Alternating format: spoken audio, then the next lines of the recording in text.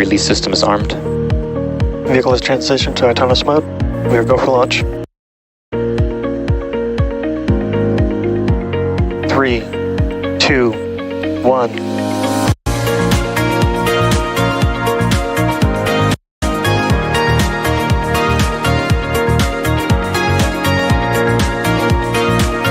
Ascent operations will continue on CD1.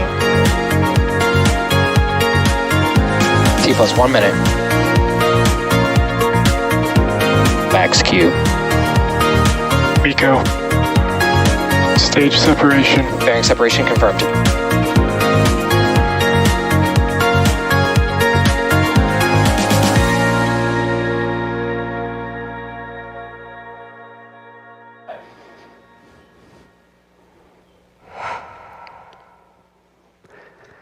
Good morning. If you're looking for a rocket, we've got one on the screen for you right now. Welcome to the Firefly Aerospace broadcast. It is Flight 6 of Firefly's Alpha rocket. We are currently less than 50 minutes away, coming up on 45 minutes away. My name is John Galloway with NASAspaceflight.com, and today we're providing launch media services for Firefly. Today's launch is scheduled for 6:37 a.m. Pacific time, and we've got a 52-minute launch window that's going to close at 7:29. So a little bit of time to get this rocket off the pad this morning. Name of the booster, or name of the mission, actually, is Message in a Booster, and it's coming out of Southern California, SLC-2 at Vandenberg Space Force Base. You can see it there on the map as we zoom in there on the coast. Y'all know how this is, though. I don't like to just talk about rockets by myself. I get people over here that know a lot more about them than me. In fact, people that build the rockets. So please welcome to the broadcast this morning, Morgan Fiade, who is a composites responsible engineer for Firefly. Good morning, Morgan. Morning. Good to be here. I like that. Good Morgan. Good Morgan. Yeah. All right. Give us a quick background. You've been on the stream before. Let us know what you do for Firefly. Yeah, so I'm a composite structures responsible engineer, and what that means is I'm kind of responsible for a lot of the big pieces of the rocket, all the big carbon fiber composites that make up our propellant tanks. Right. I'm responsible for several of those from design through handoff to integration. It's like the rocket pieces of the rocket. Yes, the rocket. The rocket piece. Nice. All right. So this morning we're launching a mission for Lockheed Martin. Tell us a little bit about the LM400 satellite on board. Yeah, so Lockheed's LM400 is a tech demo. So this is a brand new satellite. This mission is to prove out that technology. And this is actually the second mission that Firefly is launching for Lockheed Martin. And it's the first of our multi-launch agreement. So brand new, it's kind of an agreement to launch up to 25 alphas over 5 years. Gotcha. So not just like a 1-2 sort of thing for Lockheed Martin. They're up to 25 different launches in the contract. Yeah, it's huge. It's a step in the right direction when we start to prove enough trust with our customers to get these multi-mission launches. Gotcha. And this is the largest payload Firefly's launched to date, isn't it? Yeah, it's about the size of a fridge. Like a fridge, like in your kitchen refrigerator sort of thing. Yeah. All right. So last launch, we launched several small CubeSats for NASA, and this time we're launching a fridge for Lockheed Martin. All right. So this morning, folks, so far the weather is looking great. I mean, look there out at Vandenberg, you can actually see the rocket, so that's a start for the West Coast. But weather looking good and proceeding with the count, now just under 43 minutes. It's exciting to see Firefly doing these multi-launch agreements. It's good to have some business in the hopper there, right? Yeah, I love job security. Love job security. Excellent. So far, to get to this point, it's been days on the road towards this launch attempt. What's the team accomplished so far? So they have been super busy, not only in the last couple hours, but in the last couple weeks. Right. So even in the past couple days, so we've integrated the satellite to the PAF, even since the last launch attempt. The PAF is the? Payload attachment. Payload attachment. Yeah. We've completed final payload checkouts, made sure it's fueled and ready to fly and good to go. We've encapsulated that payload in the fairing, so kind of clamshelled it with the two halves. Yep. We've wheeled that out to the barn in the last 2 days and transported it to mate to a horizontal alpha. Gotcha. That's what you see sort of there, the encapsulation on the screen. Yeah. And we're out on the pad. The rocket's vertical. We've seen that a few different times. Love the reflection shots, by the way. It's a great shot. But we are now less than 42 minutes away from this launch attempt. So folks, over the course of the stream, let us know over in the chat. We are going to be reading some of your chats and seeing what is going on over there. Let's see here. Morgan, to get to here, so far today, the team's been working for basically all night long to get ready. Let's run through that real quick. Yeah, so in the last 8 hours, again, these guys have been working overnight. So we've configured the pad for flight. We've started our stage 1 fuel load and our stage 2 fuel load. And we're about to go. In total, it's about 3,000 individual manual steps that they run through on a checklist. Yep. Just making sure everything's good to go. And I think it's accompanied by something like 50 or more automation sequences. Just like computer programs that tick off a bunch of things while the rocket gets itself ready almost. Yeah, just churning through the list. Like, these guys are on the ball. They're burning it down really quick. All right, good deal. How are we counting? Down to 41 minutes. It really does make my day that we can see the rocket out there on the pad. We're going to have the sun sort of coming up behind this camera shot here shortly. But one question we get all the time is, will you be able to see the rocket? Here we can see it on the pad, but over the West Coast today, you have lots of viewing opportunities for Alpha. We should get that good low-angle sun illuminating the plume. Here's a graphic. If you're out there all the way down to LA, be looking to the west, maybe all the way up to San Francisco, you might be able to see it about a minute after launch. Down in San Diego, of course, look out to your west. This trajectory is going sort of south this morning, so it may fly right past you. And all the way over into the desert states, Las Vegas, you've got New Mexico in there as well, maybe Albuquerque, Portland, maybe a bit of a stretch, but hey, what do you have to lose? Listen into the live stream here, and we will let you know when to go outside and look. Now, if you get a good shot, check us on social media. It's Firefly_Space. Hey, the best camera is the one that you have. Use your cell phone. Use whatever you have. I don't know if your doorbell camera catches it. Tag us on social media and let us know what you saw. And if you got questions for us, tag us in chat at Firefly Space here on YouTube. So, Morgan, we're going to have some other Fireflies here on the broadcast to talk about Blue Ghost Mission 1 and the medium launch vehicle. But first, let's really quickly talk about the payload on Alpha a little bit more. Yeah, so LM400 for Lockheed Martin is their new multi-mission satellite, and it can serve anywhere from civil to military to commercial uses. Gotcha. So it kind of covers a big range of potential customers. It's got capabilities for remote sensing, communications, imaging, and kind of radar use cases, all that good stuff. So it's actually what inspired our mission name and patch. The message in a booster. Message in a booster, being nice. a communications kind of payload. In fact, let's hear some more from directly from Lockheed Martin here about LM400 as we continue to count down, coming up on T-minus 39 minutes before launch. Hey there, I'm Robert Lightfoot, president of Lockheed Martin Space.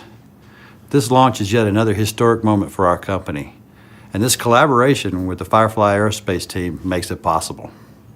Benefiting from the rapid launch capability from Firefly, our Lockheed Martin team will not only be able to pressure test our innovations, but also drive critical missions for years to come. This is the first of our many launches in our agreement with Firefly, and an important milestone as we continue to work together. This steady manifest is mutually beneficial for the growth of both our teams. So what is this Lockheed Martin funded demonstration all about? Simply put, it's about innovation. The launch of this LM400 tech demo further validates the investment we've made to drive down risk for our mid-sized multi-mission LM400 satellite. As a platform, this is our most flexible bus and can be customized to support a variety of missions, including remote sensing, communications, and imaging in any orbit. Today's launch continues pathfinding for the LM400, showcasing a few on-orbit maneuvers and operations and utilizing our SmartSat technology to demonstrate payload initialization on board.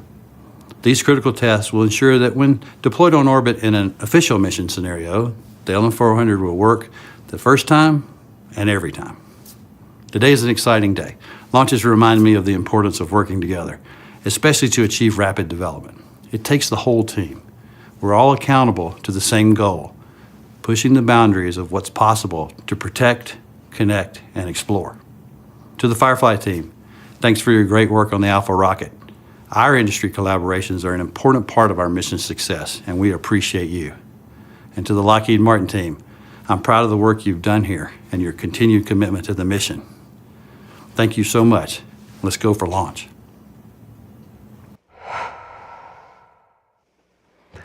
Hey, it's always good to hear directly from the customer there. Now, Firefly has been up to all sorts of different things if you've been following along. In fact, recently Firefly became the first company to successfully land on the moon, first private company to land on the moon. back on March 2nd. Now, that was part of NASA's Commercial Lunar Payload Services Initiative.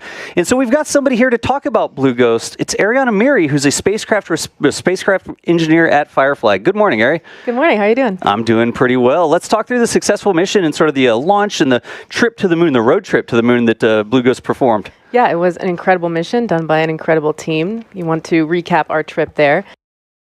So we launched out of the Cape on January 15th. Yep. And that was about 25 days we spent after that in Earth orbit. And at that point, John, the mission's already starting. So we have payloads turning on, they're doing health checks, they're collecting data, and some of the payloads actually accomplished their primary missions like in this Earth orbit phase. Like long before it was even on the moon. That's correct. You know, they want to operate in this rad environment. Radiation, not rad. Like awesome. It depends. You know, if you're rad PC, this is rad. So yeah, you can see the separation there into the sun. Yep. And then our 25 days in Earth orbit. After this, we did our TLI, or our translunar injection. So you can see we're getting farther away from the Earth. The Earth sort of receding in the background. That's exactly right. And it took 4 days to get from the Earth to the moon. And after that, we did our LOI, or lunar orbit insertion, which, as the name suggests, put us in lunar orbit. Sort of slamming on the brakes to get captured by the moon, I guess. That's exactly right. And we spent another 16 days getting these awesome glory shots. Nice. Yep. All the craters down there below as you sort of fly over the surface of the moon. Is that beautiful as a software engineer dealing with where you should go? Yeah, it's beautiful for your eyes, but you know, all we see is don't land there, don't land there, don't land there. Nope. Yeah, incredible imagery. Here you see on the left we have our X-band antenna, and on the right that's our Lexi payload. Lexi is an X-ray imager who's studying the interaction between solar winds and Earth's magnetic field. And that bright dot in the back, of course, is Earth. Is the Earth. Yep, excellent. our home. Just so much imagery coming back from the mission, and so much of it was shared on social media by Firefly. It was a fantastic mission to watch. Yes, and especially this day, that was final descent on March 2nd when we did our DOI, descent orbit insertion, which landed us safely and softly on the surface of the moon. And again, generated some of the best lunar imagery we've seen in a long time. Look at this. Yeah, including this video of Blue Ghost's shadow descending on the surface, which is insane. And we have our flying rock. There it goes. It almost made it to Earth. Not really. I love that flying rock.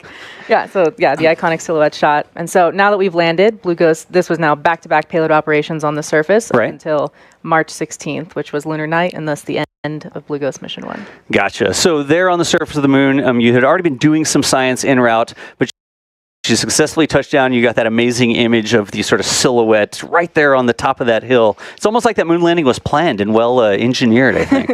But let's talk about the science that was done on the surface of the moon. There was a little bit of bonus science to start, a not unexpected event. We knew it was happening. It's just not in the mission plan originally. That's exactly right. It was incredible because this lunar eclipse that we got a photo of was not part of the Blue Ghost mission requirements, but it was kind of a right place, right time kind of thing. And so while the Earth was seeing what we call a lunar eclipse from the moon's perspective, that was the Earth eclipsing the sun, so, which gave this awesome shot and cast that shadow onto the moon, which makes it look red from the Earth. Turning red, yeah. That's exactly right. And so it took our solar power away, so we had to operate off battery power. Probably got a lot colder too, right? Yes, it did. It got cooler, which nothing Blue Ghost couldn't handle, and it gave our payloads another unique environment to operate and learn about. Gotcha. So let's hit a couple of these specific mission or specific payloads really quickly. Starting off with LMS.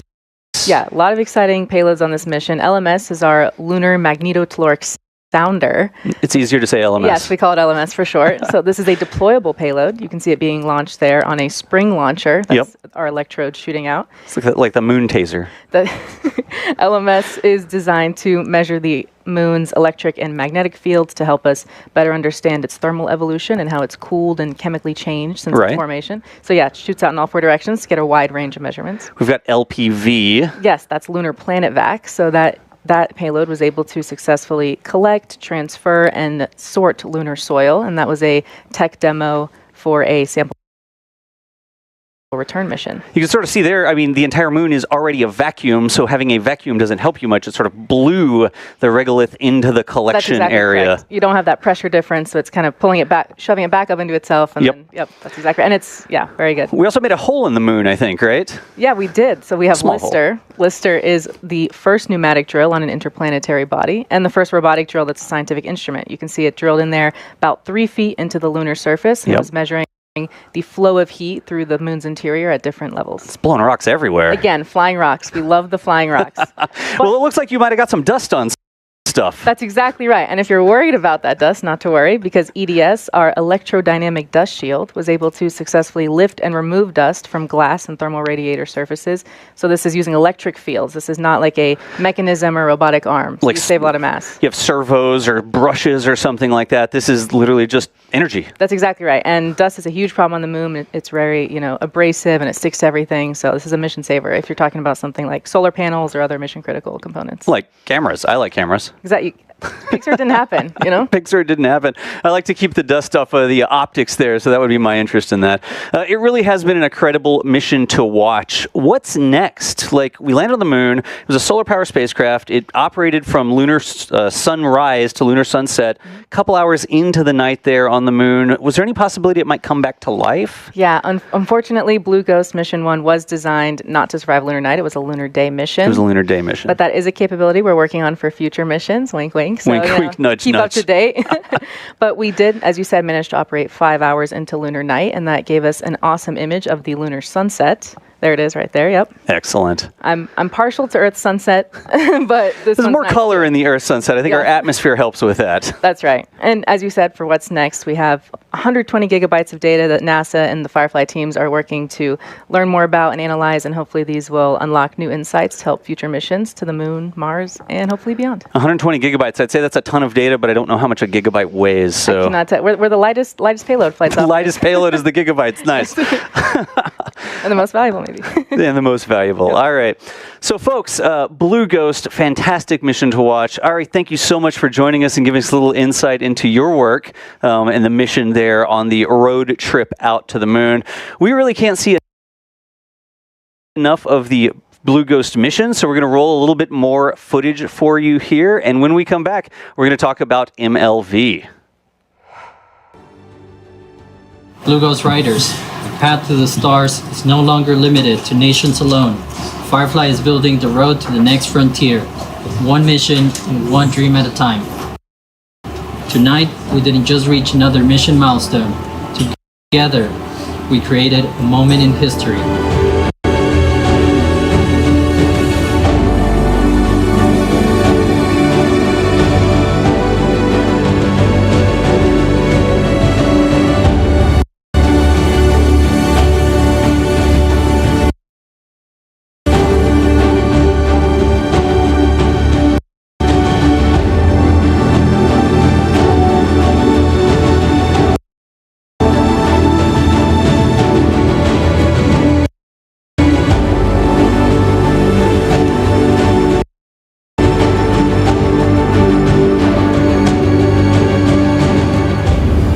Khan, Chief Engineer on Ops. Y'all select the landing. We're on the moon.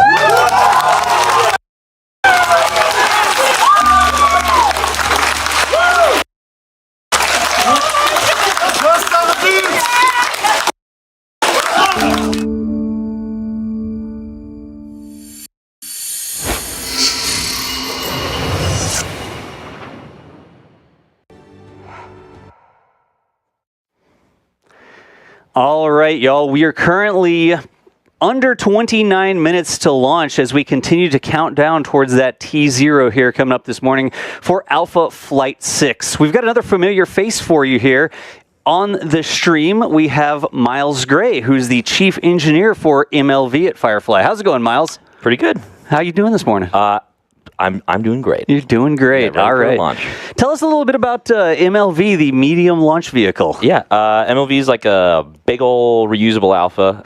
It's got more engines. It's a lot bigger. It's like 192 feet long, 14 change wide. So it's way bigger than Alpha. Right. Alpha's almost fits inside of it. Yeah, not supposed to, but you know. Super similar construction. You still carbon fiber tanks, tap-off engines, all that jazz. Is it fair to say you used a bunch of things that you learned flying Alpha and designing Alpha in MLV? we literally, sort of like component by component, there is a big sister, big brother, whatever, of almost every Alpha component on MLV. So are they reused? Is just you use the engineering, or are there some similar components? In some cases, it's straight up reuse. In others, in most cases, I would say it's probably taking a small thing and then making it bigger. Making it bigger. Stick it in there. So the engines, like on Alpha, we've got the Reaver and the Lightning engine. Are we continuing the theme on MLV? Yes, so the Lightning, Reaver, then Miranda. Miranda's like, so is 210,000 pounds compared to Reaver at like 45. So it's a little less than 5 times bigger. No kidding.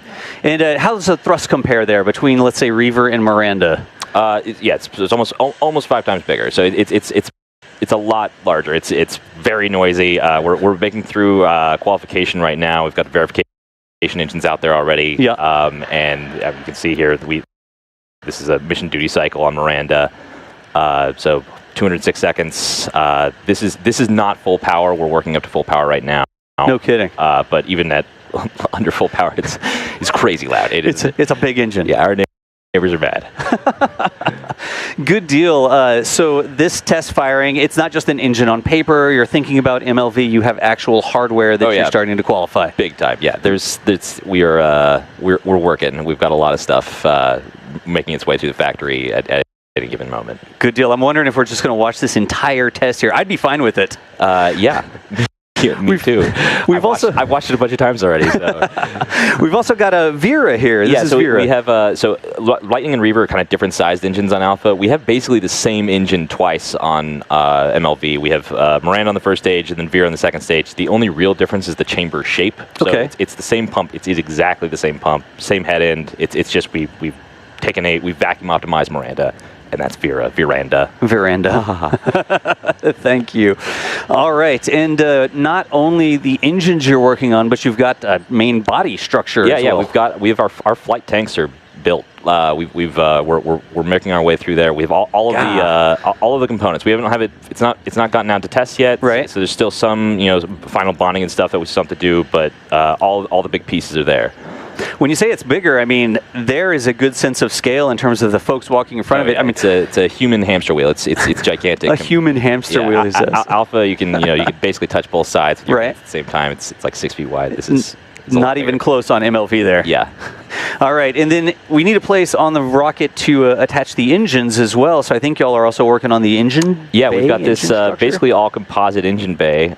So that's our thrust structure. That's kind of the most complicated structural element. There's a lot of pieces, right. And you're really that is a hard structures problem to get all of the thrust of those engines and shear that out to the walls, right? So that ends up being a elaborate structure, and it's very pretty too. This doesn't do it justice, and I suspect we might never show it because it's complicated. It's complicated and cool, and like we maybe don't want to tell people about it, but it's really cool. We want to tell you how complicated and cool it is. We don't want to show you exactly how the problem's been solved by Firefly engineers. Trust me. It's beautiful. Trust me. Excellent.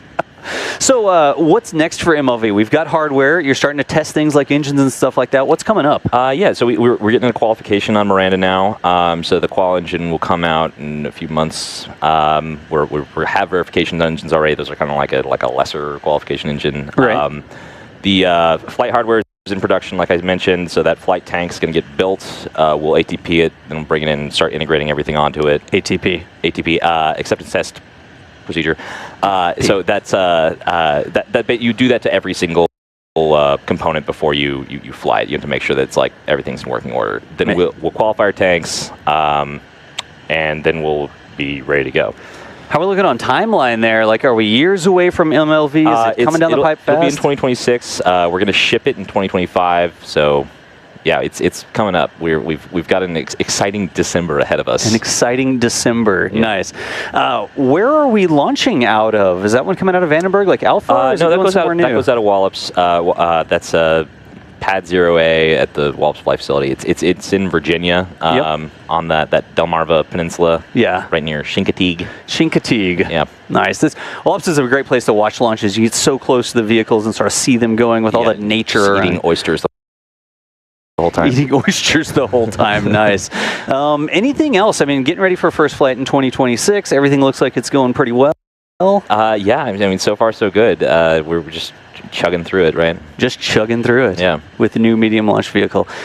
Excellent. So here we're going to see a little bit more about MLV. We've got a little bit of a highlight reel to roll for you. Miles, so early in the morning, thank you so much for joining us. Thanks for having me. All right, folks, it's Miles Gray, the chief engineer for MLV over at Firefly.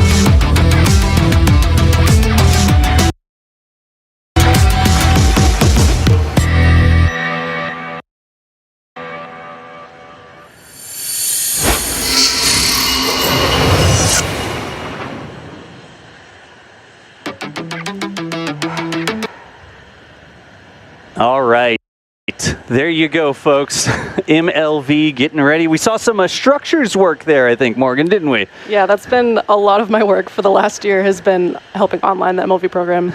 Good deal.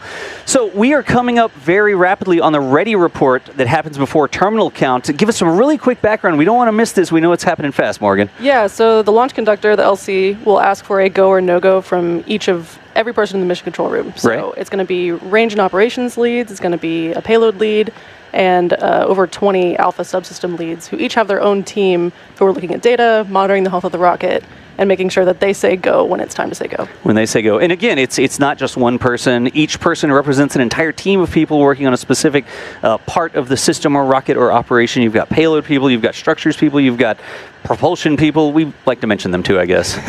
Sort of important for the rocket flight there. But that is coming up in just about... To the direct vehicle state update in the GUI. Let's listen in.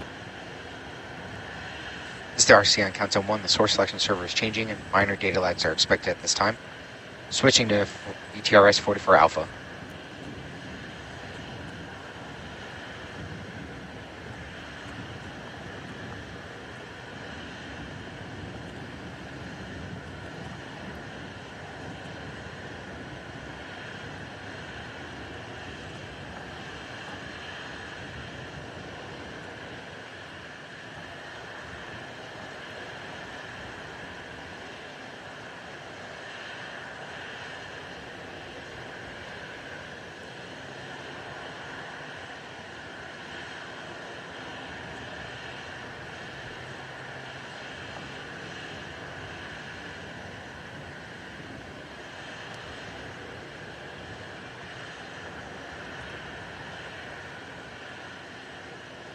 This is the launch conductor on the countdown net with a ready report for terminal count. RC. Go. FSW. Go. GSW. GNC. Go. Prop 1. Go. Fluids 1. Hold. Structures. Go. AVI. AVI go. FTS. Go. GC. Go. VC. Go. PMM. Go. LRO. Go. FISPO. Go. NIFCO. OSM. Go. ROC. Go. MA. Go. CE. Hold. LD. Let's circle back at 17. Give us 2 minutes. Copy 17.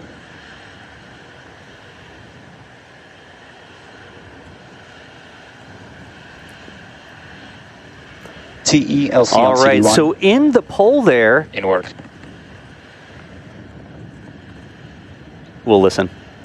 Yeah, all right. In the poll there, we actually heard a hold, I believe, on the fluids call and a circle back at T-minus 17 minutes. So we've got about a minute and a half. Again, we don't want to miss those call-outs. We want to listen in to what's going on mission control, which is why we cut over to the mission control camera and listen in to channel 1. But let's see what happens here when we get down to 17 minutes and see how that may affect our launch attempt coming up in... 18 minutes right now. Morgan, is that a normal thing? I mean, it happens, right? It happens, yeah. I mean, launch is so complicated. It is not the end of the world for someone to ask for a hold.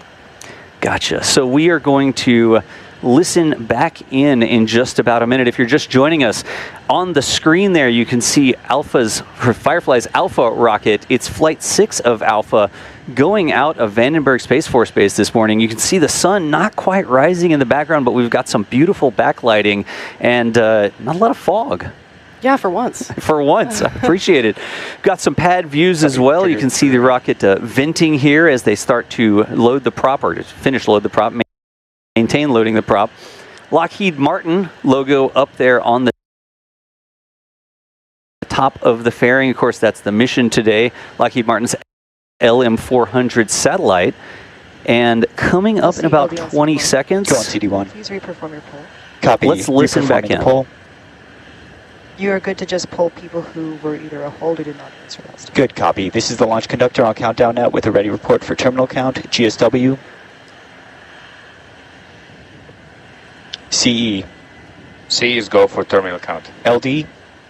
GSW, are you go for current terminal count? Yeah, as long as we are okay with the battery charge, yeah, we go.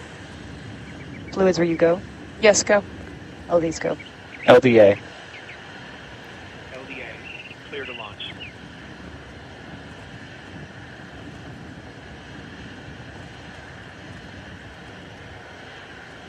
CELC on CD1. Confirm LCC gate check. Terminal count is clear to proceed. LCC. All right, folks, you heard it right there. The folks we didn't hear from before did check in and across the board got a go for launch. Now coming up on about T-minus 16 minutes. Now, we don't have a lot of time here. We had that little poll recycle. So really quickly, let's talk about the parts that make up Alpha, including the structures. Including the structures. The most important part, in my personal, unbiased opinion. Yes. So Alpha is a two-stage Carolox rocket that can take a little over 1,000 kilograms to LEO, being low Earth orbit. You got to check me on these acronyms. It's all good. They're kind of part of my lingo. Alpha is the largest vehicle in the small lift class, and the reason it can do this is because of two things. One is our engines. So all of our engines are designed and built and tested in-house. Right. We've got 4 Reavers on stage 1, and we have a single Lightning engine on stage 2. All of these guys are tap-off cycle engines, which is basically what that means is some of the high-pressure combustion gas in the chamber is yoinked to feed back into the turbines that help the pumps pull more fluid from the tanks, and then it's just kind of a cycle that keeps going on. I like it. That's an engineering term, yoinked. Yoink is a technical term, yeah. Good deal. Now, we've got engines, of course. We talked about those, but the engines have to be attached to something. Yeah, you're right. What do you see when you look at that rocket up there, John? Well, mostly rocket. That's right, the structures. The structures of the rocket. Back into my comfort zone. Let's go back to structures. So, yeah, part 2 of why Alpha can be what Alpha is because of the carbon fiber composites that make up the structure of the rocket. Carbon fiber is my bread and butter. It's super strong, super lightweight, so you can end up lifting more payload at a lower cost. Right. Yeah. Now, it takes some work to get the carbon fiber put together as opposed to just machining it out of metal or something like that. Yeah. But you really do get the lessened weight, so you have more room for more propellant or more room for payload, right? Yeah, exactly. And something special about this rocket in particular is that the stage 2 LOX tank up there, you can kind of see it, it's a little dark, is our first AFP flight tank that we will be flying on Alpha.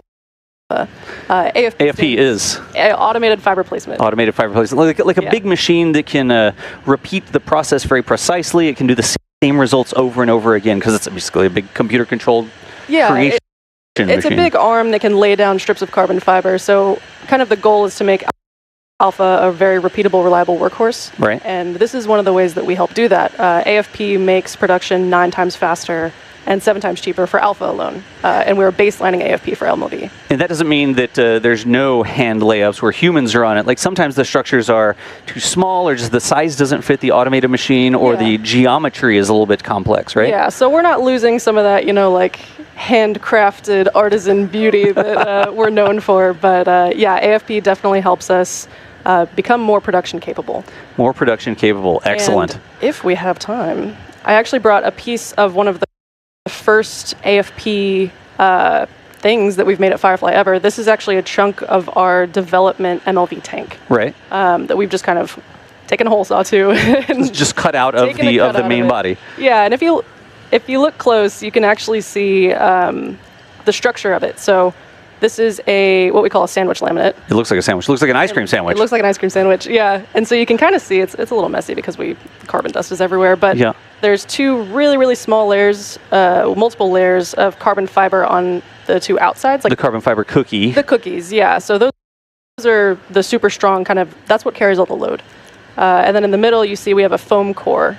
So that does 2 things. One, it kind of makes this whole thing act like an I-beam, and it provides extra stiffness to the structure. And what it also does is it provides thermal shielding for the propellants inside the tanks. So when you're thinking about like negative 300 degree, cryogenic LOX, and then Vandy air on the outside, you kind of have to protect that a little bit. So gotcha. It's a two-part system, and I also brought today the test hammer. The tap hammer. The tap hammer. Yeah, so carbon fiber is very can be very sensitive to damage, and one of the ways that we can detect damage is with something called tap testing. Okay. Tap testing is a form of NDI that we use at Firefly. Non-destructive inspection. Yeah, that's nice. Right. And basically what we do is, I had a coin with me last time. This time it's a hammer. The hammers, there's some debate among the structures people. It looks very engineered, like it looks like a scientific instrument. What's cool is that this part of the handle is actually made out of piano wire. Okay. So not only can you hear a potential defect when you're tapping, you can also kind of feel the vibrations in your hand a little better. Can you tap it on the, like put it up to the mic and like see if we can hear it? You want it right on the mic? No, not right on the mic. Right on the mic. You're the structures person. And if it was debonded or something like that, it would sound different. It would sound like thump instead of a nice tap, right? Yeah, it would sound like a very kind of dull thunk. So that is not what you want to hear. That's not what you want to hear. When I'm diving into tanks and tapping and making sure things are all fine after an ATP, you don't want to hear thunks. All right. So, folks, we are rapidly approaching T-minus 11 minutes now. Things are going to start happening very quickly. So, Morgan, let's walk through what's happening next as we count down these final minutes before launch. Sure. Yeah, so right about now, we're executing over 300 commands and health checks. A lot of these include, well, we are already into stage 1 engine chill. So what happens with that is we're pulling cryogenic fluid through our LOX pumps in order to chill them down. Make sure we're kind of adjusting the temperature of those LOX pumps to not be, they're not going to flash the LOX. Right, you don't want to surprise them with a big dramatic temperature change, right? Yeah, we want to make sure everything's behaving as expected and the temperatures that we expect when we go to pull the trigger. So that's happening right now. We've done ground side prep, so we've got TTEB, TVC, and spin start verifications. So thrust vector control and triethyl aluminum, triethylborane. Nice. Yeah. I believe you. You don't have to convince me. I have no idea what that stands for. I just know it's our igniter. Look, I'm a structures engineer, not a chemist. It just really wants to be on fire to light the engine, so. Yeah, it really does. We've got some fuel pre-press happening. We might be able to see the stage 2 TVC wiggles coming up here. This camera right here might actually show those checking out for smooth movement and stuff. Yeah, so here on this camera, we might see those reavers start to wiggle a bit. And what we're looking for there is not only that they do move, because we're expecting them to move, but also that they move smoothly, so that there's not an indication of like air in the lines. They don't like judder or jitter or anything like that. And again, we do all this beforehand and make sure the rocket's healthy so that when we go to fly, we don't run into any of these issues. We don't get down to like T-8 or T-7, like, hey, we should probably check the TVC now. Like that was happening early this morning. That's awkward. We should have done that before. Yeah, exactly. Exactly. All right, so we're going to go to internal power. We're going to see some more things on the screen, sort of big motions, like the collar arms opening up, the strong back retracting away from the rocket to get out of the way, arming of the flight termination system. We won't really see that, but we are going to see some more venting as they start to bleed the fuel. Yeah, we should see that on the cameras. All right. So, folks, we continue to count down here now, T-minus 9 minutes, it looks like. We're going to keep going through all of these different cameras to show you the different views of the rocket as it wakes up for this early morning launch. Well, that's the cool stuff. Really we want to show the cool stuff. It is the cool stuff. Yeah, exactly. Let's talk about what's going to happen after launch, because we have some specific expectations after launch this morning. Yeah. So, approximate timing for what's going to happen when we start to get closer to T0. At T-minus 2 seconds, we're actually going to ignite our reavers on stage 1. What that does, why we do it at T-minus 2 seconds, is to not only give them some time to spool up into full power, but also to kind of, again, health checks, make sure everything's fine. Like stabilize. Stabilize, make sure everything's good before we let it go. We don't want to let it go and then be like, oh, wait a second. By the way. Right. So T-minus 2 seconds is stage 1 ignition. At T-minus 0, we actually open up those mechanisms that hold Alpha down on the ground, and we start to lift off. And then we'll be flying for about a minute, and then we'll go supersonic. We'll hit Mach 1. Right. And then a couple seconds after that, we'll actually hit something called Max Q. Max Q is important. Max Q, near and dear to my heart. As a structures engineer. As a structures engineer, yeah. So Max Q is maximum aerodynamic pressure. Right. And what that means for a rocket, at least, is we're going faster and faster and faster, but we're also going into a thinner and thinner atmosphere. Yeah. All right, folks, on the screen really quickly, we'll interrupt. You can see that right above me here, the clock has gone into a hold.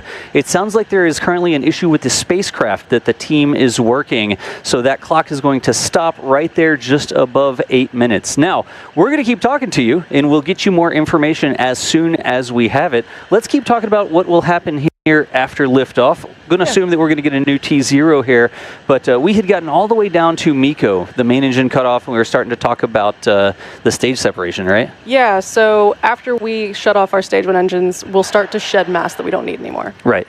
So we'll have nominal stage sep at T plus 2 minutes and 37 seconds. So the primary function of the first stage is to take us on a kind of suborbital elliptical trajectory out of the Earth's kind of the majority of the Earth's atmosphere. Okay. And what stage 2 does is to take us to a proper orbit.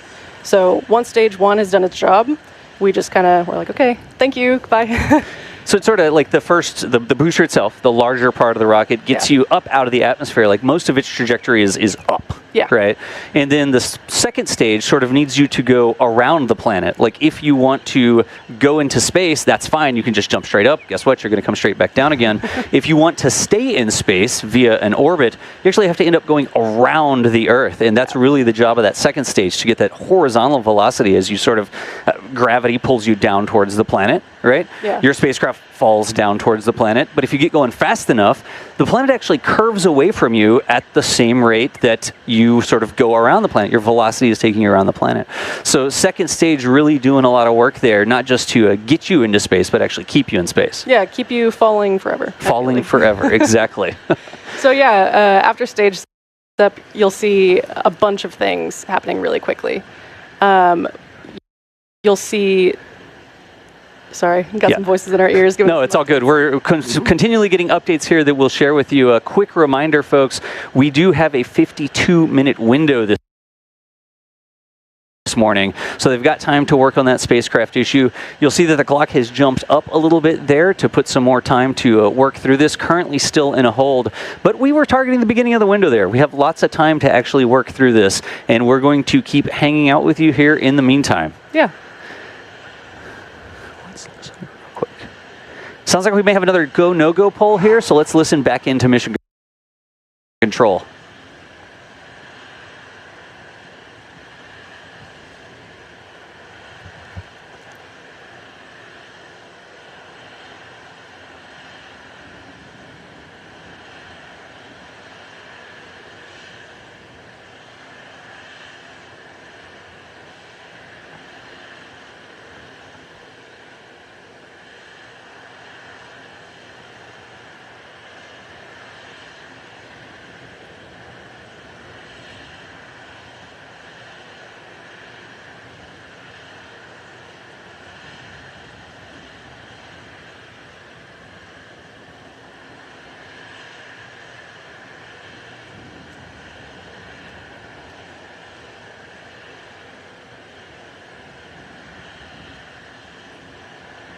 This is the launch conductor on the countdown net with a readiness check for entering recycle operations.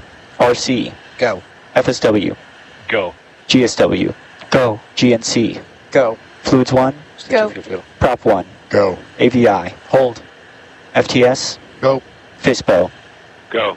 IFCO. Go. PMM. Go. MA. Go. OSM. Go. CE. Hold. MD. LD.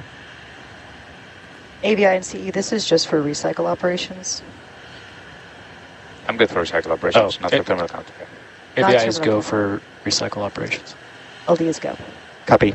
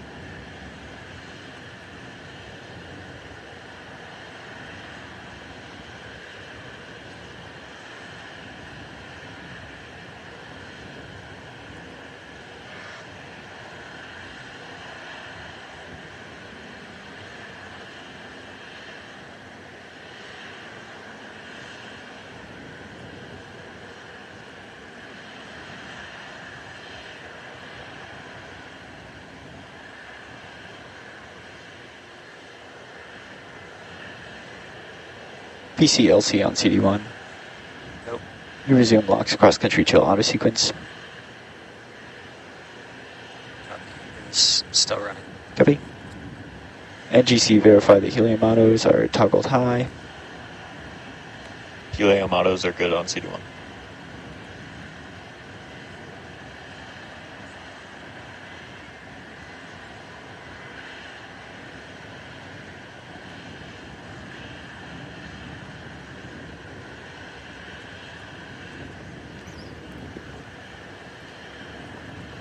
All right, folks, we're going to keep listening in here. The best way to get up-to-date information is to let you listen directly to mission control instead of us listening and then relaying it. So as a reminder, we have a 52-minute window.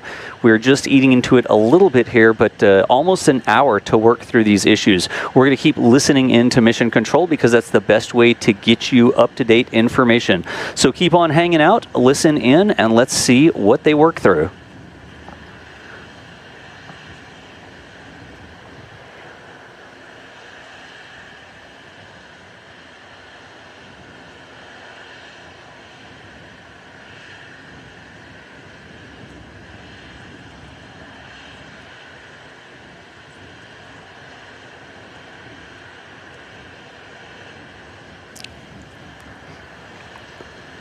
So as we continue to listen in here, Morgan, there was actually another poll.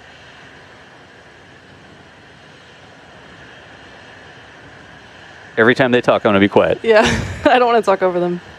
VC LCCD1. Go. Run deluge terminal count configuration auto sequence. Copy. Running. CELCCD1. Verify we are still go for terminal count with LCCs. In work.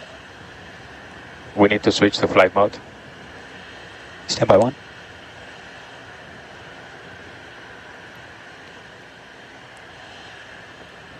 What we're listening into now are the recycle operations. That poll that we saw come up was not another launch poll, but a poll for the teams to proceed into basically resetting the rocket, getting ready for another attempt. Yeah. And we can do this for a number of reasons. The team is super prepared. This is just kind of part of launch ops. And we also, VCLC on one of the CD1. reasons we can do this is we fill our... VCLC CD1. Go on CD1.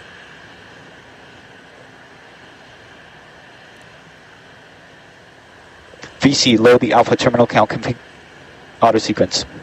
Copy. Need to switch to flight mode. Terminal count loaded. Yeah. Can we go to flight mode? Copy, go on a flight. VC, you're good to set us to flight mode. You're in flight mode. On CD1, we have met the terminal count LCC gate. VC verify set the operation selector to launch. Set. Run hide SB auto pinner engage auto sequence. Copy. And verify HPU startup it gets completed. VC run and load and run deluge terminal count configuration auto sequence. It's already loading. Expected alarm.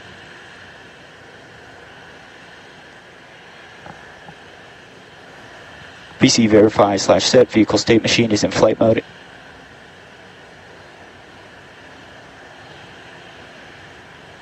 VC verify HPU startup gets complete and SP auto pinners get positive pressure. And VC run the hide collar arm engage auto sequence. Copy.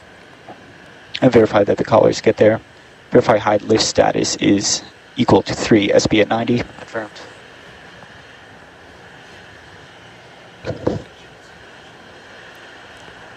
VC verify the battery charging autos are not still running. Confirmed. This is the launch conductor on the countdown net with some readiness report for terminal count. RC. Go. FSW. Go. GSW. Go. GNC. Go. Prop 1. Go. Fluids 1. Go. Structures. Go. AVI. AVI go. FTS. Go. GC. Go. VC. Go. PMM. Go. LO. Go. FISBO. Go. MIFCO. Go. OSM. Go. ROC. Go. MA. Go. CE. C's go. LD. Go. LDA. LDA clear. CE confirm LCCs. is met and terminal count is clear to proceed. VC, run the terminal count auto sequence. LCCs are met. Good to go. You missed it. We have to reset.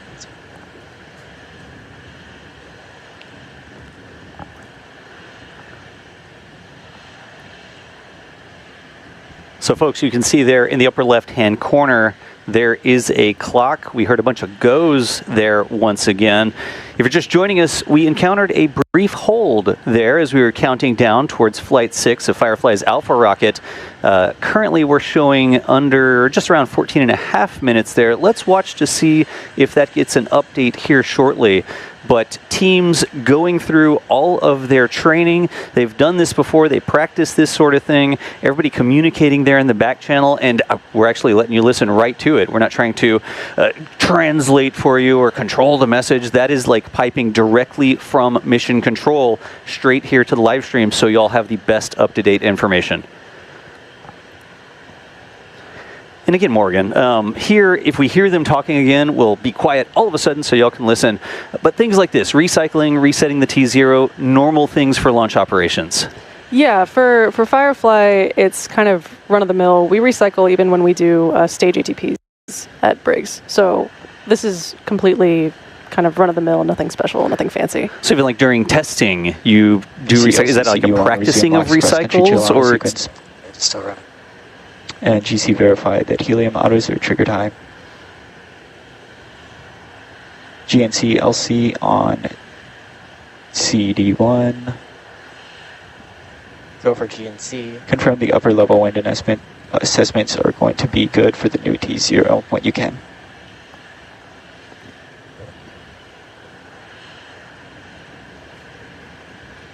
Confirm that upper level winds assessment is still valid. Copy, you looking at sign off on 28.3. Good work. Go. We'll translate a little bit. Sounds there like the upper level winds were still good. LDRC count at 1.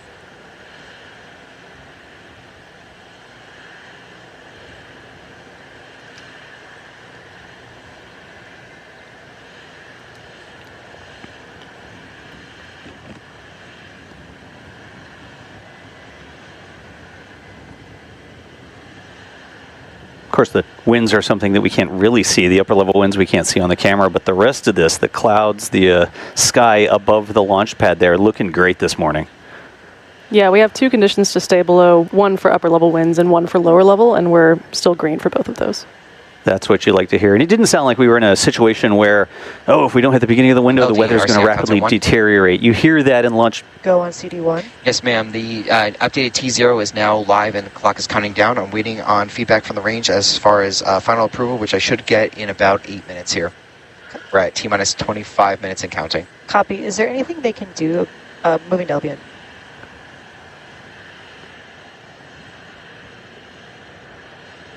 And quick update there.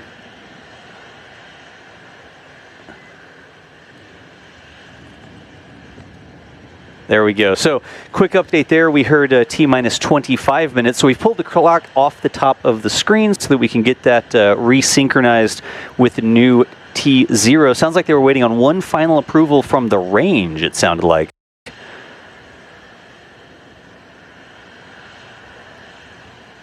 But Alpha looking good on the pad. There we have a clock that slid back over. Again, had a 52-minute window this morning, so sometime, that's why we're targeting the beginning of the window. Weather was looking great. The launch vehicle was looking great. Just ran into that one brief hold, but we are back on the count. T-minus 25 minutes and counting down.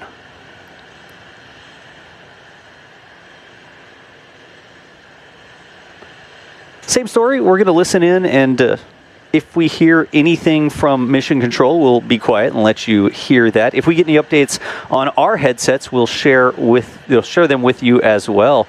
But while we're waiting, we've got a couple questions that have come through chat. Remember, if you have questions for us, tag us in chat at Firefly space over there. That'll get it into our back channel queue, and we might have a little bit of time here to answer some of them. But one of them that came through, name of the mission is Message in a Booster. What's the message? Ooh, I didn't study. I didn't study for this quiz. I think we need to ask Lockheed Martin what the message is. Yeah, LM400 is the message. Is the message. So the satellite, the spacecraft here that Lockheed Martin is launching, that's the client payload today. Like we mentioned earlier, LM400 is a satellite. It's like a demonstration satellite. Yeah, that has tech demo. All sorts of different capabilities, right? Yeah, radar, imaging, kind of communication stuff. Yeah, which is, again, Message in a Booster. That was the inspiration for the name. So either the spacecraft is the message, or the spacecraft can send whatever message you need it to send because it's a demonstration satellite. I'm picturing like a little alpha-shaped glass bottle bobbing through the ocean with the little LM400 inside. Nice. If you see when we do some of the scene transitions, you can see the mission patch there as well, and you sort of have the rolled up message coming out of the top of the booster. Fun fact, it also makes a little 6. It does make a little 6. See, we're supposed to point that out at the end, but we're going to point it out right now because Chad asked the question. Point it out right now, yeah.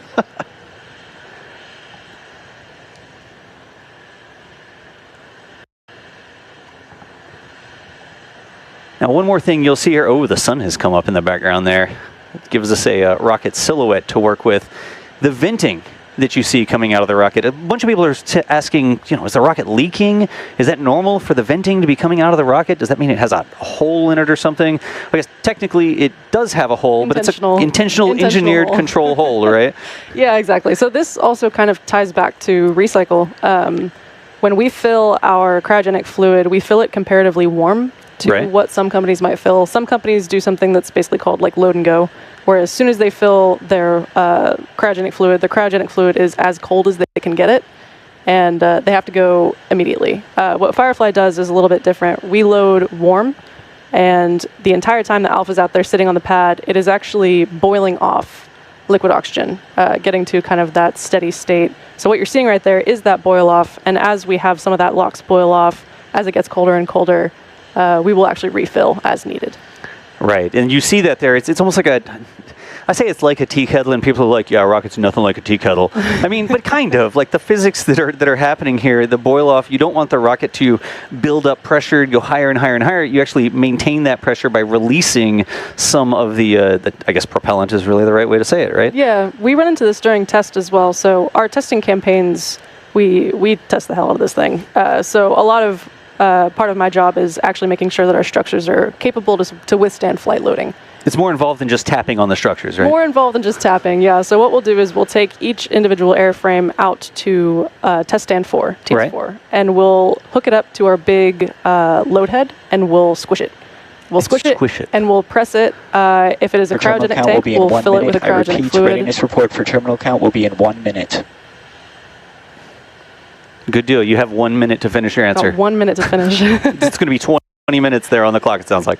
But yeah, we'll fill it with cryo fluid if it's a cryo tank. We'll press it to the pressures that we expect to see during flight loads. Actually, we'll press it to a little bit over just to make sure. It's a margin. But it's a margin. We over-test it a little bit. And we'll do the same thing with the load that we apply axially.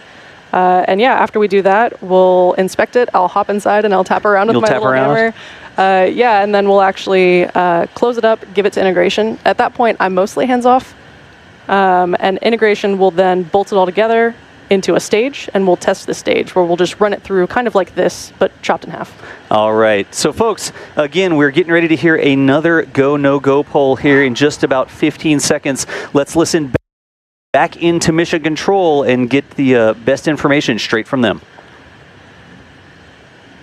This is the launch conductor on the countdown net with a ready report for terminal count. RC. Go. FSW. Go. GSW. Go. GNC. Go. Prop 1. Go. Fluids 1. Go. Structures. Go. AVI. API go. FTS. Go. GC. Go. VC. Go. PMM. Go. LWO. Go. FISPO. Go. MIFCO. OSM. Go. ROC. Go. MA. Go. CE. C's go. LD. Go. LDA. LDA, clear to launch.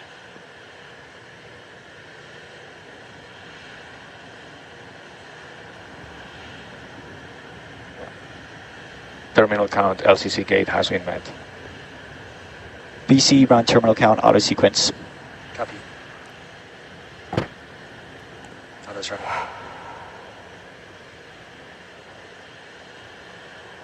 All right, DC folks. pop out auto sequence. Got a pop lot out of display goes and be ready there. to abort. Navigate to the autos page for monitoring and access to the hang fire button. GC, pop out the safety tab, go to the FireX page. Only LD can call out individual FireX commands prior to liftoff. Copy.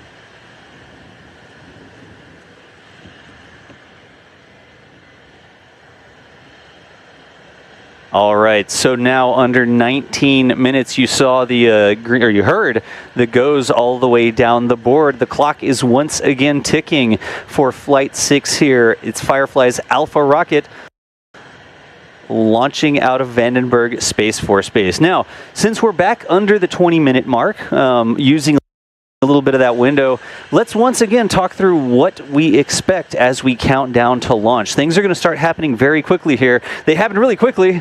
We got that hold. And now they're going to start happening quickly again. They're going to do it again. Rewind. We're going to do this all over again. Yeah, so pretty soon here, we're going to, again, recheck everything that we checked before. Right. Just to ensure, again, everything is still healthy. So we're going to do that stage 1 engine chill again. We're going to pull in that ground side prep, so the T-tab, the TVC wiggles. You should see again on the cameras. Same thing with spin start verifications. You won't be able to see that, but it'll be happening in the background. We'll start fuel pre-press at T-8 minutes. And then at T-7 minutes, you should be seeing some stage 2 TVC wiggles. So it'll happen. I don't know if we have a camera on the stage 2. Oh, do we not? I don't know. We'll see. If we see it on the screen, we'll see it. Master doesn't know? Yeah, jeez.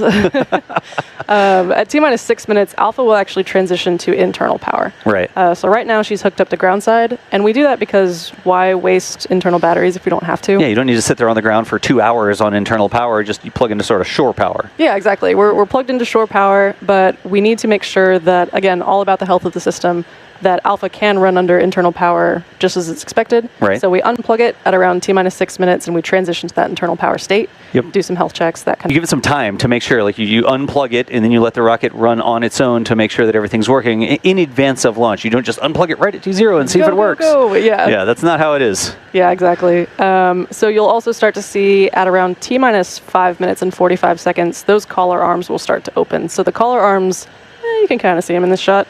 They're right below the white S2 LOX tank on the very top. So those guys will open up, and it's kind of just to... There you go. Yeah, there they are. Yeah, so they'll open up and pull back just to kind of get out of the way.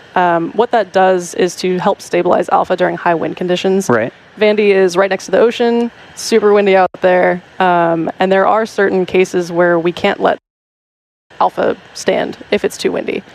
Right. So the collar arm's going to help stabilize. It's just like it clamps onto the sides of the rocket, and the strong back here, the strong back's on the right-hand side of your view. Still sort of see it there. That's a great shot of the strong back. Yeah. Providing additional support. You don't need to carry that structure to space with you. I would hope not. Would not be a thing. That's a very Kerbal Space Program if that goes with you. But that will sort of get back out of the way. The collar arms open up. We'll see if we see that happening here.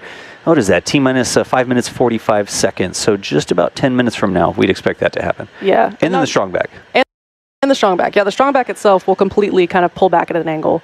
And that's just to get out of the way because, well, A, we don't need the support when we're about to go, and B, we don't want to crisp it while we're going. We want to make sure it's kind of a safe distance away. You've got the umbilicals and the plugs and all the things that are sort of fueling the rocket, the data, the telemetry, the shore power we sort of talked about as if Alpha was a recreational vehicle, I guess. It's like an RV like rolls up to the campsite and plugs in. It's kind of like that, I guess. RV campsite, Slick 2. Slick 2, yeah. You have to have a special pass to camp there. Yeah, yeah. But you don't want those to get too toasted, so by leaning that strong back out of the way, you sort of get them out of harm's way, fire's way, whichever way you want to say it. Yeah, the point is to reuse this thing. Reuse the TVCs, excuse me. Reuse the strong back, the TEL. And so, yeah, we'll pull that back out of the way, like you were saying. Yep. At T-4 minutes, we'll actually arm the FTS. The FTS is required on all launch vehicles. And the FTS is the flight termination system. Yes, yeah. So that's kind of a standard requirement, again, for all launch vehicles. It's a safety thing. Just a safety thing. Yeah. So we'll arm that at T-4 minutes, and then at T-, you can see engine chill actually on the cameras. That. Well, you can see it for a second. I mean, I guess what you see is the propellants actually flowing through the engines to thermally condition them, get them down to that operating temperature. Look at that. Yeah, so you can see right there on the kind of bottom right side of the screen, it's very gaseous right now. As we start to, it's very thin and kind of airy. As we start to chill in more, that will look more and more like fluid, kind of like water. Like a liquid coming out instead of a little puff of gas. Yeah, and why it's doing that is again, this fluid is negative 300 degrees Fahrenheit. Right. So as soon as it hits the hot Vandy air, it is flashing into gas. Right. In fact, you can almost see like spurts on the one. We really do argue for these sorts of cameras, like the wide beauty shots that like show, oh, here's the rocket on the launch pad. It's fantastic. But the engineering cameras are always like, can we please get the, can we get the engine bell cam? Those are my favorites. Can we get the TVC cam, please? Like, yeah, we'd like to see the up close of the collars retracting. That would be fantastic. Yeah. How do we get that? Yeah, they're great to see. It's honestly kind of a testament to just the insane engineering that goes into kind of putting a rocket together like this. Right. To actually see it on camera. Excellent. As the sun continues to come up there, we're getting some really good backlighting on the venting, the plumes there sort of coming off the top of the first stage, I guess that's sort of the top of the second stage, in the middle of the second stage there. Mm-hmm. It's very vapory. It's hard to see exactly where it's coming from. But yeah, that's coming out of our kind of our inner stage. So the top of our first stage, the bottom of our second stage. Gotcha. So again, here, folks, this morning, counting down, just about to cross T-minus 13 minutes. You see the sun rising over there in the east out at Vandenberg Space Force Base. Alpha's on the pad, payload's on top, and we continue to count down. Mission control's there, too. They're important. We'll show mission control right as well. But if you're just joining us, we did clear through a little bit of a hold. We're going towards sort of the middle part of the window here, but we did have a window this morning. We had time to recycle, and we let you listen right in to mission control as the teams stepped through all of those recycle steps, made sure everything was good to go. Don't trust that, oh, just because it was fine the first time, it's going to be fine the second time. They went through that whole poll again. In fact, you heard them poll to begin the recycle. Yes. And that was cool. You actually have to make sure everybody's ready to start the recycle operations. And then we heard them poll for another go. And the clock is counting down right now because we did get that second go. And we are down to almost T-minus 12 minutes. Now, been taking some more questions from chat over here. I did see once again folks asking where they might be able to see the rocket from. As the sun gets a little bit higher in the sky, it'll be a little bit brighter, so maybe a little bit difficult to see from some of the further away locations, all the way over in Phoenix or all the way up to Portland. That might be a little bit far out as the sun brightens up the sky a little bit. But if you're down there in LA, make sure after you see it launch on the stream, step outside, look out over the ocean, see if you can't see Alpha going down south. It's a southern trajectory this morning carrying that Lockheed Martin satellite, and you may see it going past. Here's a viewing map. It actually takes the rocket a little bit of time to travel downrange. So here at T plus 45, 50 seconds, there's Los Angeles about a minute in. So if you see it launch on the stream, you do have time to step out your door and look. All the way down to San Diego at about a minute and a half. 2 minutes, you know, like I said, Salt Lake City, Portland, way inland, like Arizona, New Mexico, Albuquerque, Phoenix there. That might be more difficult with the sun a little bit brighter in the sky, but you know, what do you have to lose? If you see it launch here on the stream, step outside, look over to the west, snag a picture on social media. If you get something on your phone or your doorbell camera or whatever, tag us over on social media. We love to see how other people experience the launches here, especially when you're able to see them from all these different locations all up and down the west coast of the United States this morning. Yeah, I'm not allowed to sprint out of the control room. Sprint out of the studio and try and stir up in the sky, but I would like to. The circle does not reach Austin, Texas, which is where we are broadcasting from today. What a shame. Let's see. I guess real quickly, we're broadcasting from Austin, Texas, because that's where Firefly is based. That's where the headquarters is. Yes, our headquarters is in a place called Cedar Park. Right. It's a little bit north of Austin downtown, and then we actually have our manufacturing and test facility at like 30-ish minutes north of Cedar Park. So that's the test stands, right? Yeah, that's Briggs. People call it Rocket Ranch sometimes. Yeah, it's pretty close by, which is nice and also sometimes annoying. It's like, can you run up to Briggs real quick? Yeah, it's like, yes, I can, but also, man, again. Just remember, there's structures up at Briggs. Like, that's where you want to go hang out. Those are my people. All right, folks, 9 minutes and 40 seconds from the new T0 here. Let's once again run through what we expect to see after liftoff. Again, when the rocket lifts off the pad, we're going to let you listen in to the sounds of the pad, the rumble of the rocket as it goes downrange. So now is the time to talk through it while the rocket is sitting serenely on the pad. Morgan, what can we expect after liftoff, or right before liftoff and then after liftoff? Yeah. So we'll run through it again. At T-minus 2 seconds, you'll see those reavers, you'll see the candle light. So they'll start going before the rocket is allowed to lift off the pad. Right. Again, we do this so that the reavers, we can make sure that they're healthy, they're allowed to spool up into full power, all that good stuff. We want to make sure that if we needed to kind of abort and hold, we could do that. So that is what that extra 2 seconds is for right before launch. Right. And then at T-minus 0 seconds, we actually release the mechanisms that are clamping Alpha down to the pad. Right. And Alpha will start to lift away from the ground. At about T plus 56 seconds, if memory serves, we'll hit Mach 1, so we'll go supersonic. And then at T plus 1 minute and 6 seconds, we'll hit something called max Q. Right. Again, that's max aerodynamic pressure. Kind of, in a lot of cases, not all, the most stress that the airframes will see. It's weird, like people, if you're new to rockets, might think, oh, well, right when you take off, that has to be the most force that happens on the rocket, but it's actually a function of the weight of the rocket. Wake up, Alpha. We hear the giant voice going in the background out of Vandenberg, it sounds like. It's the wake-up call for Alpha. Yeah.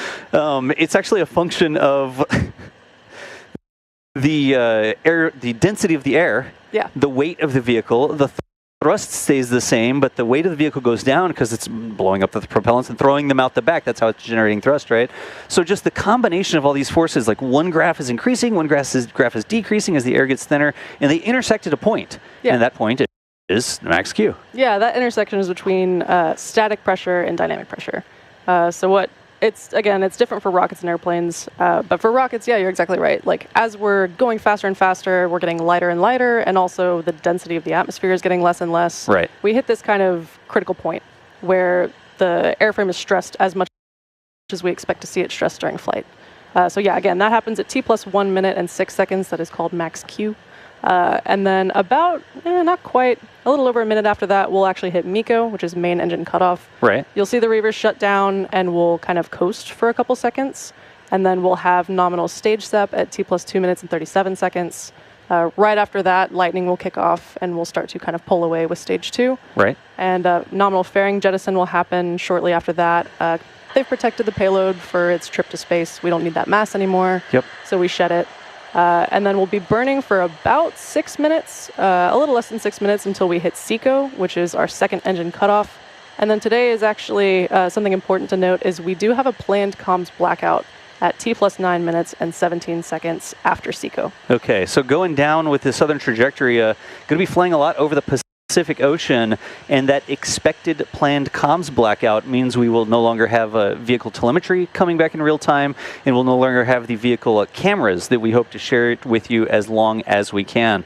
But that comms blackout is actually going to last a little bit longer this morning, all the way up to T plus almost 35 minutes. Yeah, it lasts quite a while because we're effectively, like you said, we're going over the Pacific Ocean. There's no ground stations down there. We don't have line of sight to anything. Right. The Pacific Ocean is pretty big. Like out of range of the rocket cell phone towers. Yeah. It's not really, you know what I mean. But yeah, close enough. It's close. And trying to make it accessible for people. Like, you drove too far. You don't have cell signal anymore. Hey, I think if anybody's watching this rocket launch at the time it is in the morning, they're interested about rockets. At least I hope so. But yeah, we'll actually have our payload deployment in that planned comms blackout. So that will happen at T plus 12 minutes and 42 seconds. So we won't actually see it live today.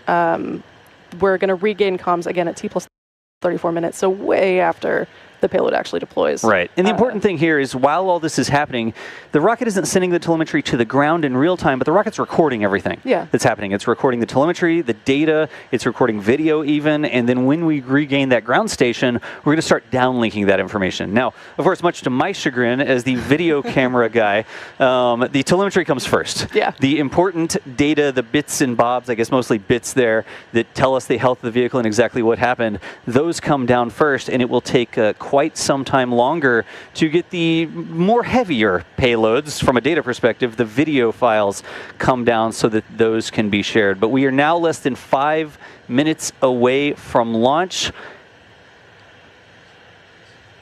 And stand by for more information.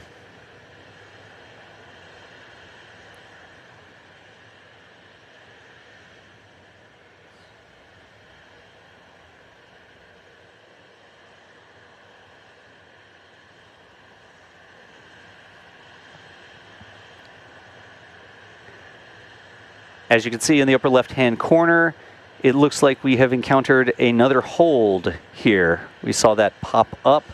We are going to get you more information on the current status. Hang in there with us and we'll let you know the cause of this hold.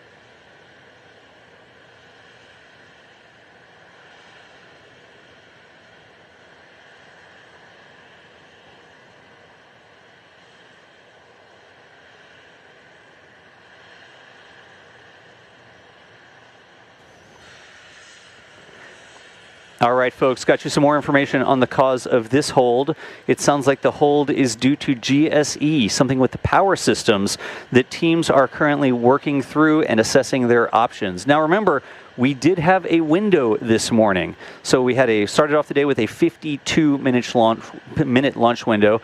Still have some time to work through things here, but we will keep you up to date on this current status. We're going to listen in just a little bit here and see what information we can get. But again, we are in a hold of Flight 6, Firefly's Alpha rocket. Prop 1. Go. AVI. Go for recycle. FTS. Go. FISPO. Go. MIFCO. PMM. Go. MA. Go. OSM. Go. CE. Go for recycle. MD. LD. Go. FSW. Go.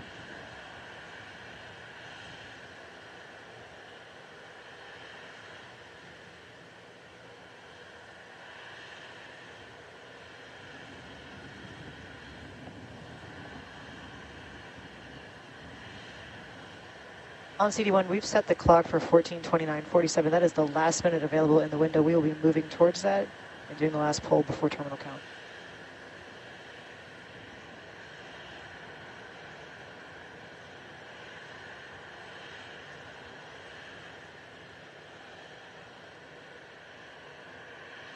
It sounds like the update from Mission Control there is that they are looking at a new T0 that is near the end of the window. Again, did have some time here today in that 52-minute launch window to work through issues as they arose.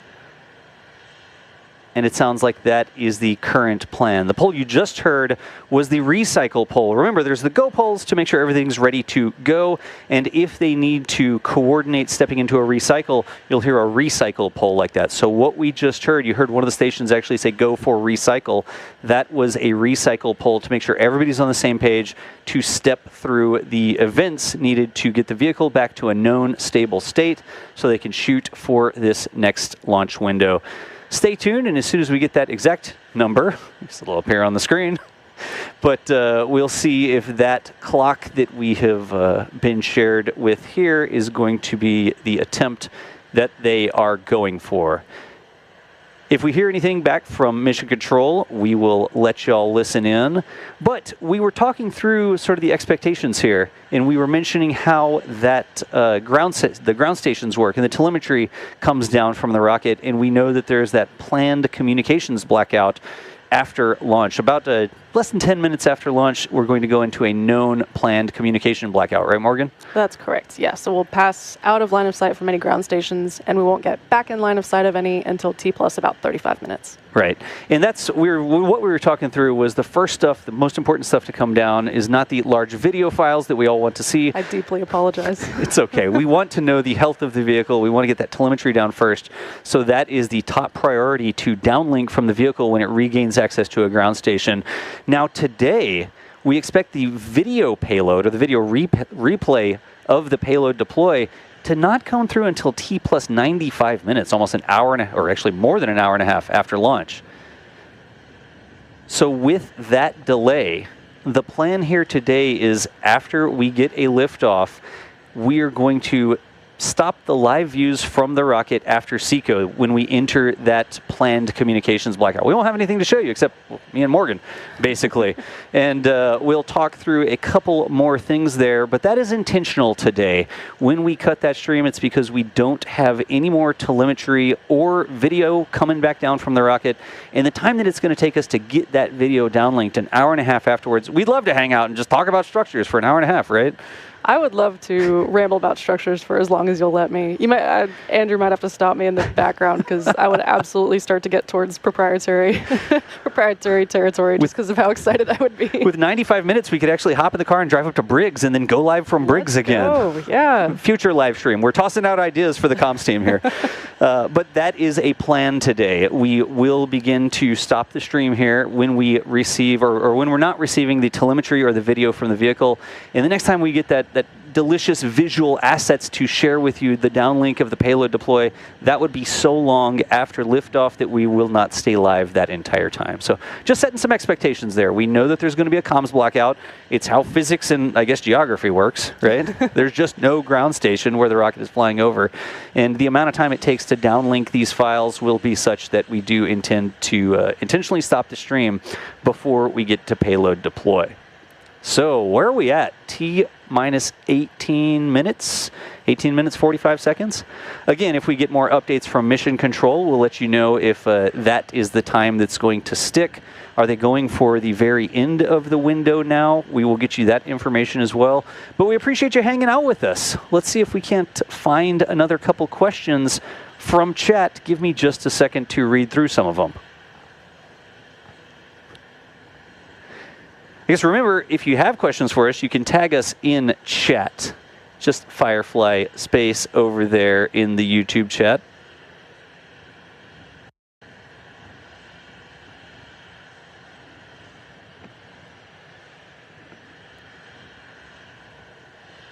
All right. Don't forget, tag us in chat over there, folks, and we will see if we can answer some questions, because we do have a little bit of time. Does everybody need to know what happens before and after liftoff again? I think we've covered that one pretty securely here. I think people get a little annoyed if we cover that again. You know what I'm interested in is the next liftoff.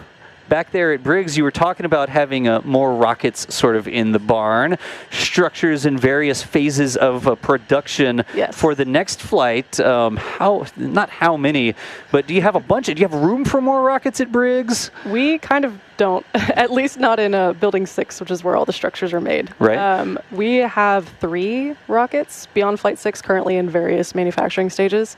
So yeah, you can't walk around Building 6 without bumping into one structure Bumping or another. into structures. Yeah, we have upgraded our tools and processes like crazy. And that's why we can have so many in development at once.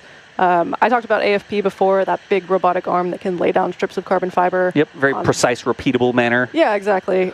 We also have something called a 7-axis power mill drill. It's another big robotic arm, because those are a fan favorite, and the purpose of that one is to be able to kind of trim the ends of the barrel. Hold. GNC. Go when the clock is fixed. Prop 1. Go. Fluids 1. Hold on helium. Structures. Go. AVI. Go. FTS. Go. GC. Go. VC. Go. PMM. Go. LWO. Go. FISPO. Go. MIFCO. OSM. Shut down. MIFCO. OSM. Go. ROC. Go. MA. Go. CE. Hold. LD. It's from the restarts. If you reload your plots, you should be able to mostly see I need a things. clock. Hold. Go.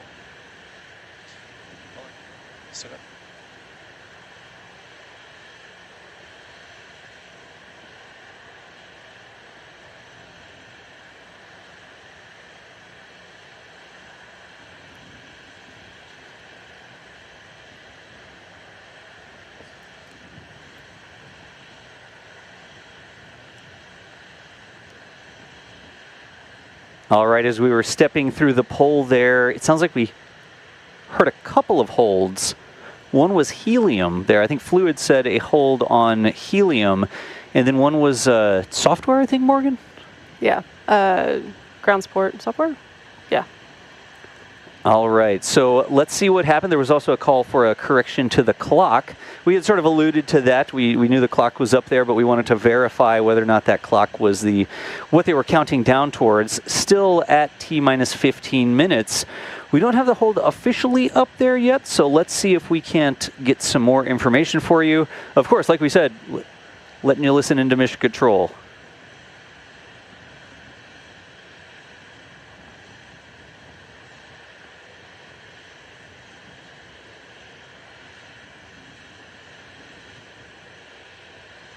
All right, brief update. It sounds like the clock that they are currently targeting is the last second of the window. We had 52 minutes this morning, and the T0 that they are working towards is the last second of that 52-minute window, literally using all the time available to get Alpha off the pad this morning. There are some anomalies that we are working. He's making calls on Alvin.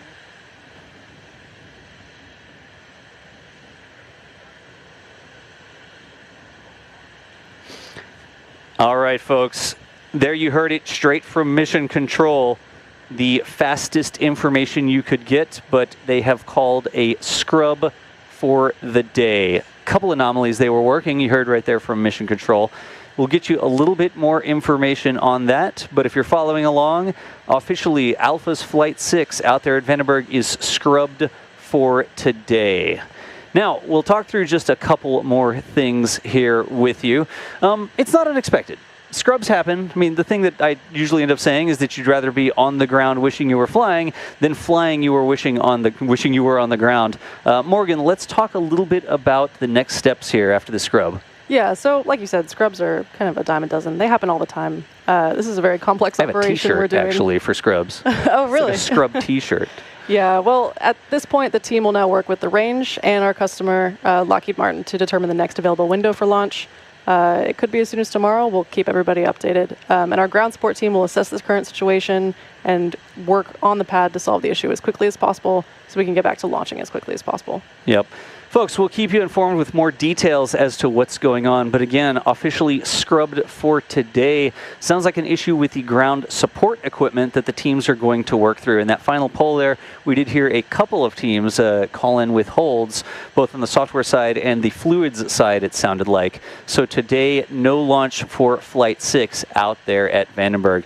To keep up to date with the new launch date, make sure you're following Firefly on social media. There's a couple different places you can do that. Mostly just Firefly Space, Firefly Aerospace, if you're looking for us. But this is going to conclude today's broadcast. Morgan, as always, thank you so much for joining me and helping me hold it down while we had a couple of different scrubs there, continuing to communicate what's going on with the viewers back at home. Yeah, for sure. I had a great time. I love doing this, and hopefully next time we can send it. All right. And folks, thanks to you at home as well for joining us. This is how it goes in the launch industry. Did not get a launch today. Have a couple days left in the actual launch window, extending all the way up to the 1st, if I'm not mistaken. And we are going to share with you exactly what date we'll be able to target over on social media. Maybe as soon as tomorrow, maybe a couple days after that. But keep in touch so that you know what's going on. Thank you again so much for joining us and hanging in there with us over the launch broadcast. My name is John Galloway for NSF, and we will see you nerds later.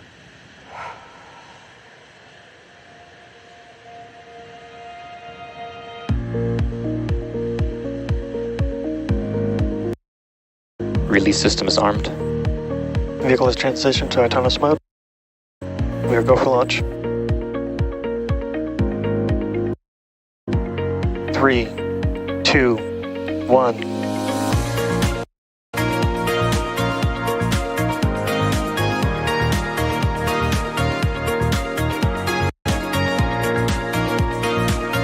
Ascent operations will continue on CD1. T plus 1 minute. Max Q. Rico.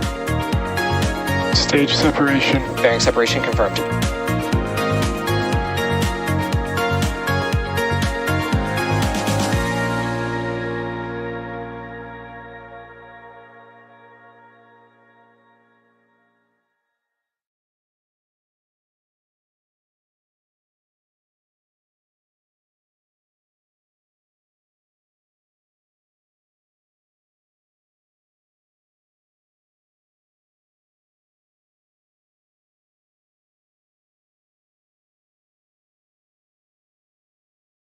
At the center of this big factory in the Netherlands, in the midst of a months-long assembly process, there's a revolutionary machine that the whole world has come to rely on. You could see an